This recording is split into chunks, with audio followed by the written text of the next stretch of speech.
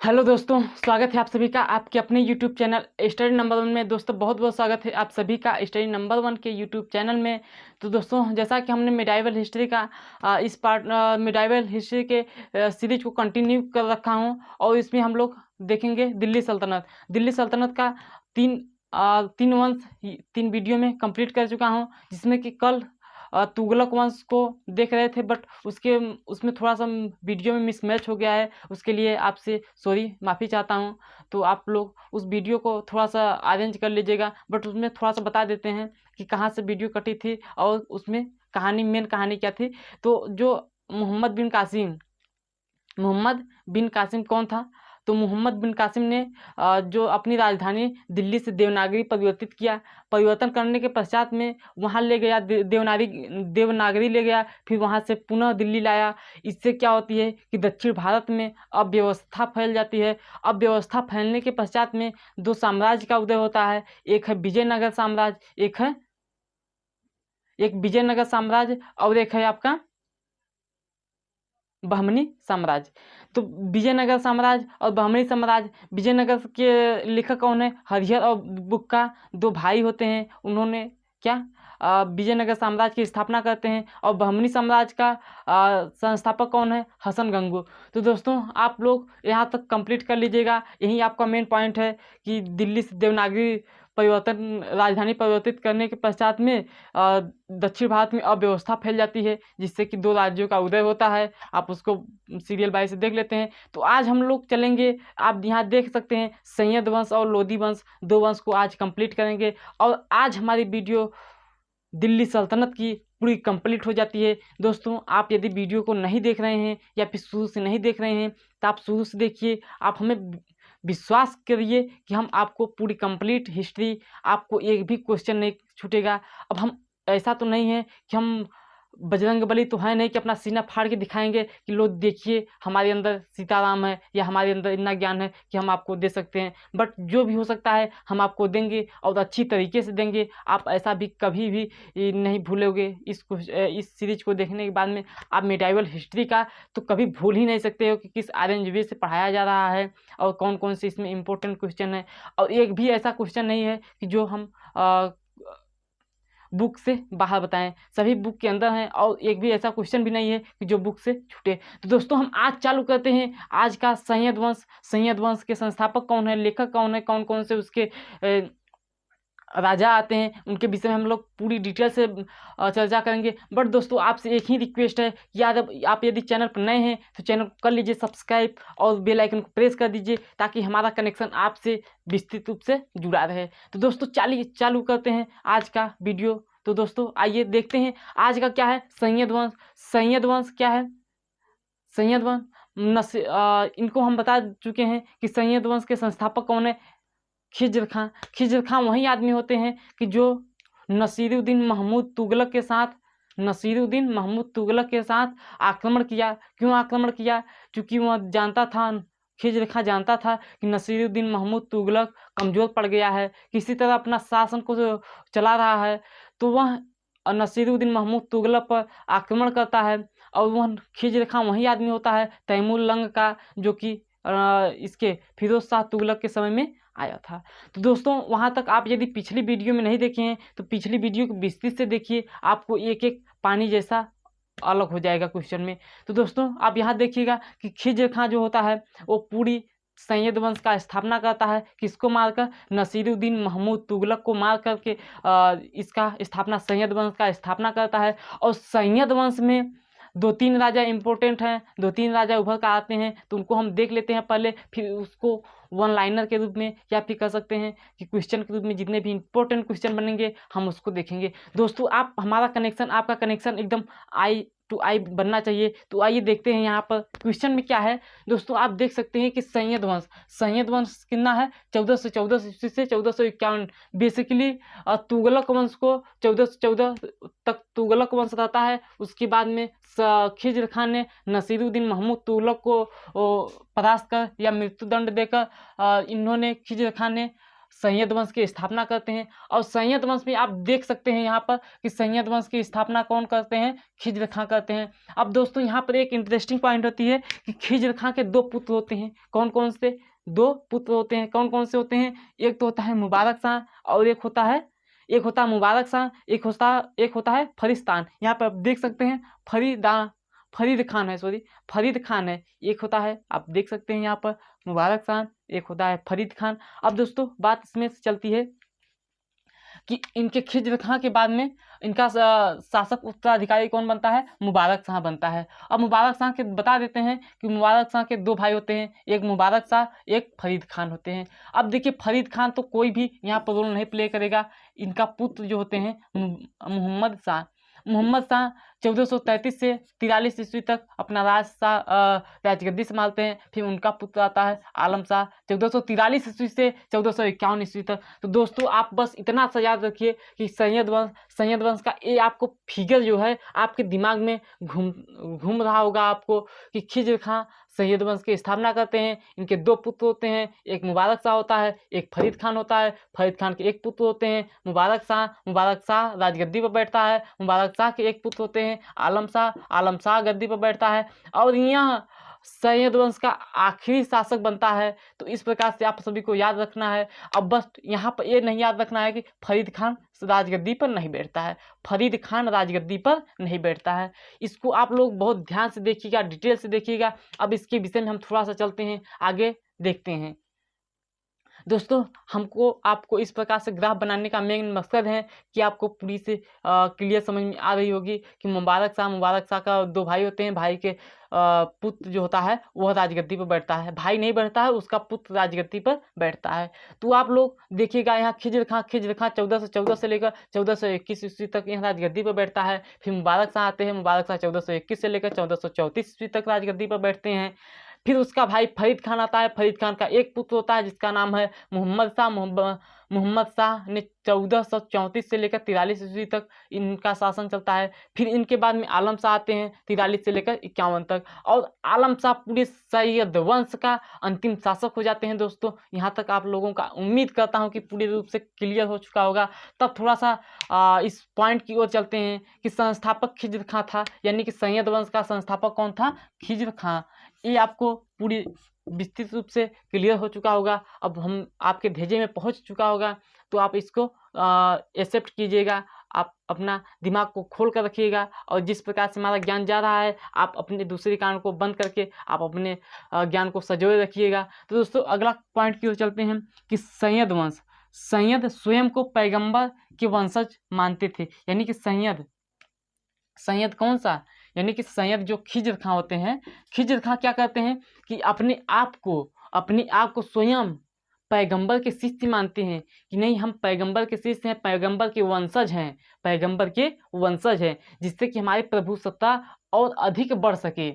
और ये जो आप देख रहे हैं ना खिज्र खां अपने आप को शासक नहीं मानता है। खिज्र खां अपने आप को शासक नहीं मानता है। यह उसी का सेनापति है, तैमूर लंग का सेनापति है।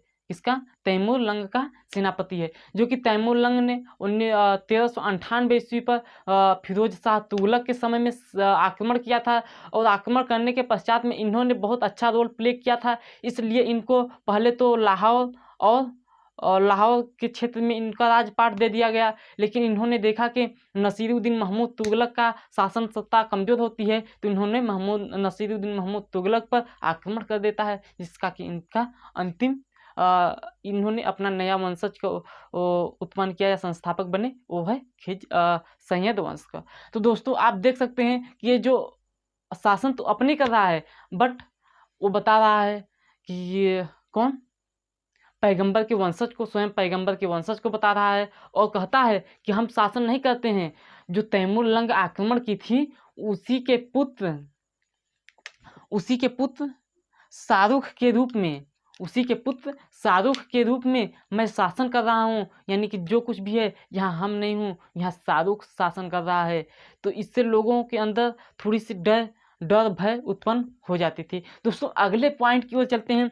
अगला पॉइंट इस प्रकार से है कि खिज्र खान ने तैमूर के पुत्र शाहरुख के रूप में शासन करते थे। यानी कि खिज्र खान ने, जो हम अभी बता चुके हैं आपको कि खिज्र खान ने तैमूर के पुत्र शाहरुख के रूप में शासन किया करते थे। और ऐसा भी नहीं था खिज्र के शाहरुख के रूप में शासन किया करते थे तो जो भी होता था वो अपने ही रख लेते थे। उनको क्या करते थे, एक टैक्स के रूप में, एक कर के रूप में शाहरुख को दिया करते थे। शाहरुख कहाँ के थे, तैमूरलंग कहाँ के थे, तो मध्य एशिया के थे। दोस्तों आपके एकदम भेजे में पूरा घुस चुका होगा। तो आप आइए अगले पॉइंट को देखते हैं। आज का वीडियो तो हालांकि बहुत लंबी नहीं है, फिर भी बहुत छोटी भी नहीं है। तो वहाँ नजराना के रूप में भी देते थे, किसे, शाहरुख को भी देते थे। यहाँ आप अगला देख लीजिएगा कि खिज्र खान ने सुल्तान की उपाधि नहीं ली बल्कि रैयत ए आला की उपाधि ली। दोस्तों सुल्तान की उपाधि नहीं लिया, कौन, खिज्र खान ने। कौन उपाधि ली, रैयत ए आला। यहाँ आप देख सकते हैं कि इन्होंने रैयत ए आला की उपाधि ली। कौन, खिज्र खान ने रैयत ए आला की उपाधि ली। दोस्तों इसको याद करिएगा, ये कोई बताने की बात नहीं है, आप लोग इसको याद करिएगा। अब देखिए मुबारक शाह, मुबारक शाह यानी कि मुबारक शाह जो होते हैं यही ना मुबारक शाह है। इनके पिताजी खिज्र खान हैं। खिज्र खान ने रैयत ए आला की उपाधि लिया कि हम भाई सुल्तान की उपाधि नहीं लेंगे, बट मुबारक शाह ने कहा कि भाई देखिए हम रैयत ए आला की उपाधि हम तो नहीं लेंगे, हम तो सुल्तान की उपाधि लेंगे। सुल्तान की उपाधि लेने के साथ साथ हम शाही की उपाधि भी लेंगे। दोस्तों यहाँ पर देख सकते हैं आप लोग, मुबारक शाह ने सुल्तान एवं शाही की उपाधि भी ली। मुबारक शाह ने सुल्तान एवं शाही की उपाधि धारण की। दोस्तों आगे चलते हैं। मुबारक शाह की स्थापना, अरे अच्छा, मुबारकाबाद की स्थापना, कौन, मुबारक शाह। मुबारक शाह अपने नाम पर मुबारकाबाद की स्थापना किया। मुबारकाबाद, वही मुबारकाबाद जो वास्तविकता में है।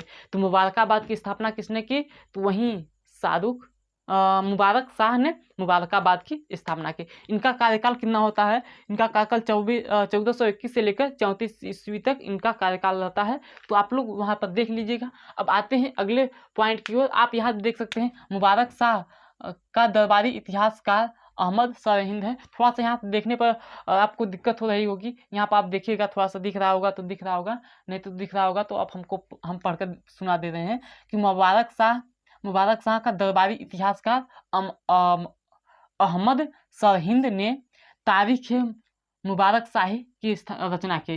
यानी कि इनका जो एक सेनापति, क्या कह सकते हैं, दरबारी कवि कह सकते हैं, मुबारक शाह का दरबारी इतिहासकार कह सकते हैं। जो इनका इतिहासकार होता है, उन्होंने क्या तारीख मुबारक शाही का रचना करते हैं। और तारीख मुबारक शाही में क्या करते हैं, तारीख मुबारक शाही में इनकी पूरी डिटेल से वर्णन करते हैं। मुबारक शाह का पूरा डिटेल से वर्णन करते हैं। यानी कि 1421 से लेकर 1434 के बीच में क्या क्या किया, उसी का पूरा संकलन क्या होता है, मुबारक शाही में, तारीख मुबारक शाही में अंकित किया जाता है। दोस्तों यहाँ पर चलते हैं कि अंतिम शासक आलम शाह था। यहाँ पर आप देख सकते हैं कि जो पूरे सैयद वंश का अंतिम शासक था वो आलम शाह था। अब इसको याद करिएगा। अब देखिए दोस्तों, आलम शाह का कार्यकाल खत्म होता है। आलम शाह बहुत कमजोर शासक था। आलम शाह पर फाइनली लोदी वंश, यानी कि बहलोल लोदी, यहाँ पर देख सकते हैं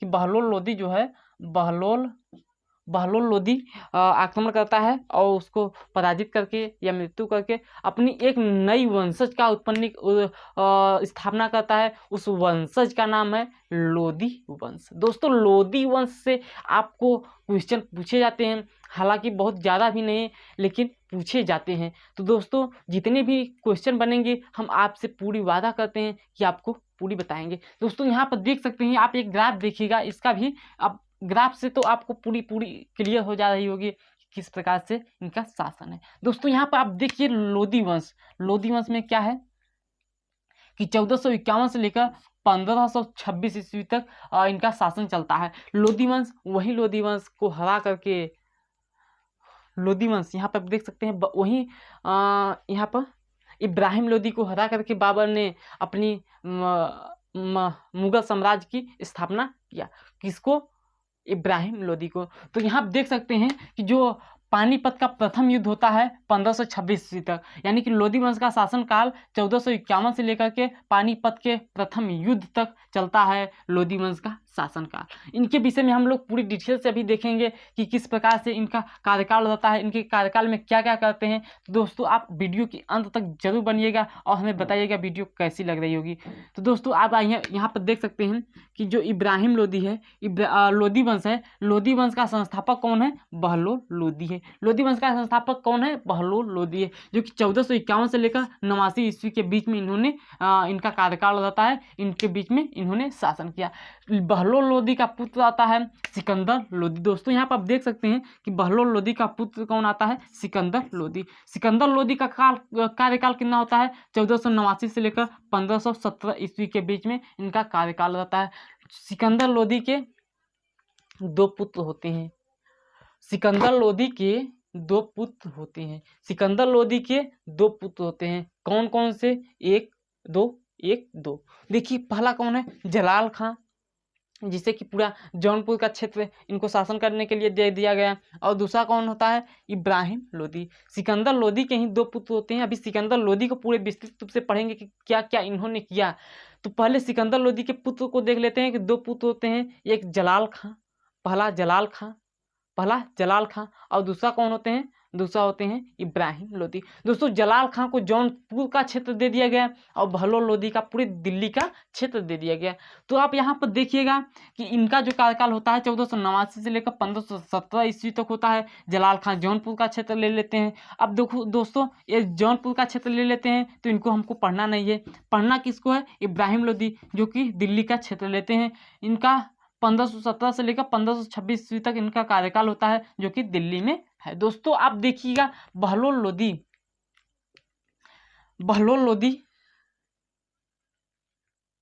देखिए क्या पे है, इनसे एक पॉइंट बनता है कि बहलोल लोधी बहलोल शाह गाजी की उपाधि के साथ साथ शासक बना। बहलोल लोधी तो उनका नाम था, लेकिन इन्होंने जब शासन या फिर शासक जब बना तो इन्होंने एक उपाधि लिया, जिस उपाधि का नाम है बहलोल शाह गाजी। जिस उपाधि का नाम है बहलोल शाह उपाधि। दोस्तों आपको याद रहेगा। और फिर क्या है, उसने बहलोल सिक्का भी चलाया, यानी कि बहलोल लोधी ने अपने शासनकाल में एक सिक्का चलवाया जिसका नाम है बहलोल सिक्का। बहलोल लोधी ने चलवाया। दोस्तों अगला है बहलोल लोधी की बाई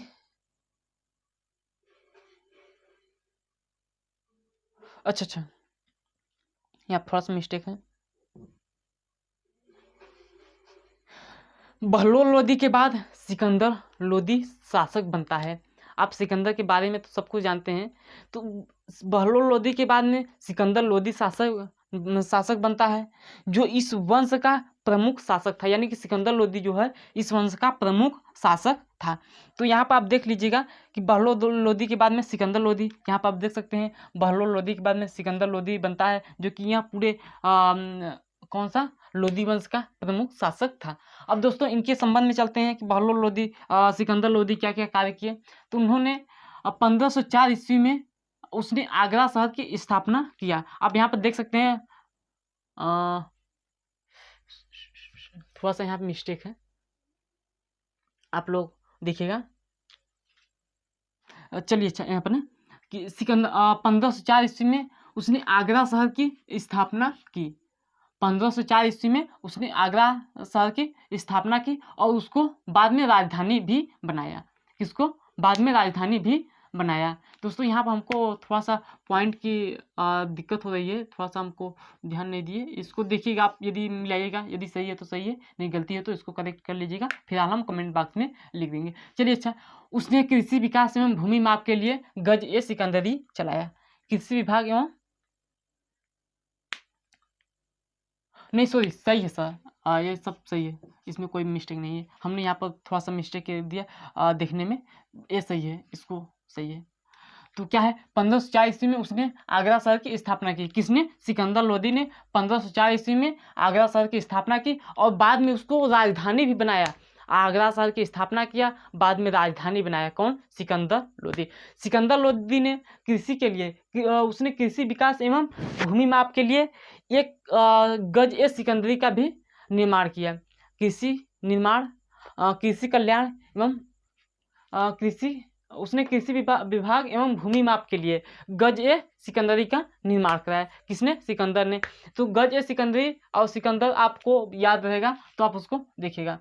अब देखिए जो सिकंदर है, सिकंदर ने, यदि आपको एक क्वेश्चन भी पूछा गया है कि ऐसा कौन सा शासक है जिन्होंने अपनी कविताएं को गुलरुखी नाम से लिखा गया है, तो सिकंदर लोदी ने अपनी कविताओं को कविताओं में अपना नाम गुलरुखी बता करके लिखवाया है। यानी कि गुलरुखी इनका कविताओं में या फिर कह सकते हैं किताबों में इनका नाम है गुलरुखी। तो आप इससे भ्रमित न होइएगा। तो दोस्तों यहाँ पर आपको उम्मीद करता हूँ कि समझ में आ गया होगा सिकंदर गुलरुखी उपनाम से कविता लिखी।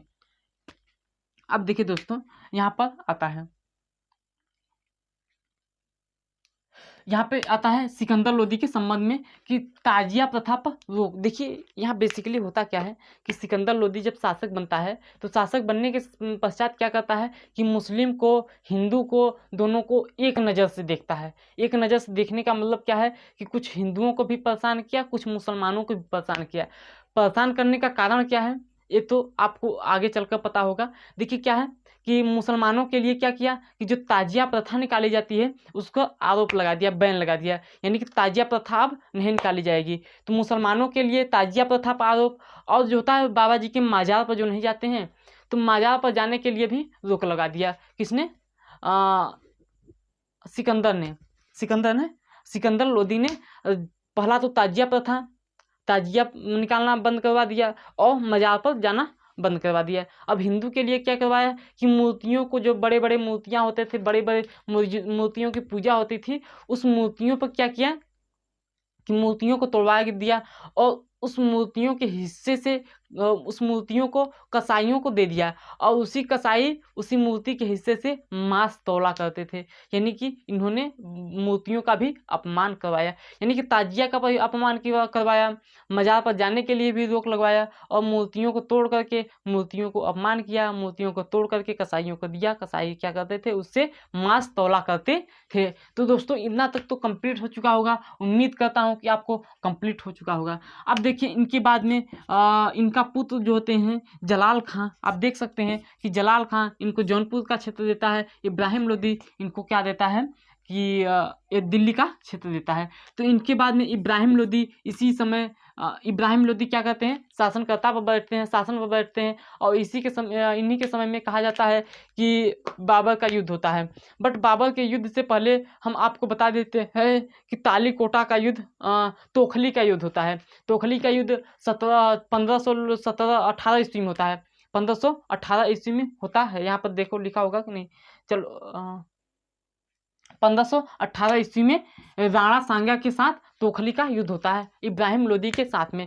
इब्राहिम लोदी के साथ में 1518 ईस्वी में तोखली का युद्ध होता है, जिससे कि इनकी हार होती है, इब्राहिम लोदी की हार होती है। और इब्राहिम लोदी की हार होने के पश्चात में और शासक क्या करते हैं कि अब जान जाते हैं कि इब्राहिम लोदी में बहुत अधिक दम दिलासा नहीं है, बस ये थोड़ा सा दिखावा राजा है, यानी कि इसके अंदर उतनी शक्तियाँ नहीं है जितनी कि पहले राजाओं के पास हुआ करती है।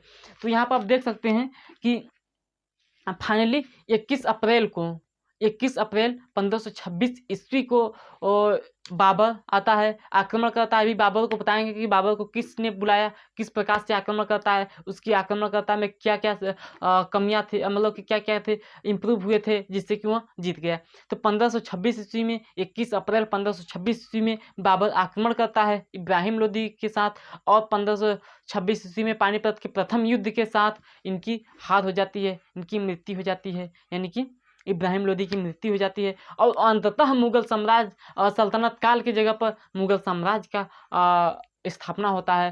तो दोस्तों आप लोग एक प्रकार से इस क्वेश्चन के हिसाब से आपको पता चल चुका होगा कि मुगल साम्राज्य की सत्ता किस प्रकार से स्थापित होती है। तो दोस्तों यहाँ पर आप देख सकते हैं कि सल्तनत काल की जगह पर मुगल काल स्थापित होता है। यहाँ क्या गिर रहा है, चलो अच्छा, सल्तनत काल के स्थान पर मुगल वंश की स्थापना हो जाती है। यहाँ पर ये पॉइंट आपको क्लियर हो चुका होगा। अब दोस्तों मुगल बाबर के संबंध में कुछ कहा जाता है कि बाबर को किसी ने बुलाया किसी ने बुलाया और किसी ने उनको इनकी किस प्रकार से सहायता की, उसके विषय में हम थोड़ा सा यहाँ पर लिखे हैं, उसको भी ध्यान से देखिएगा।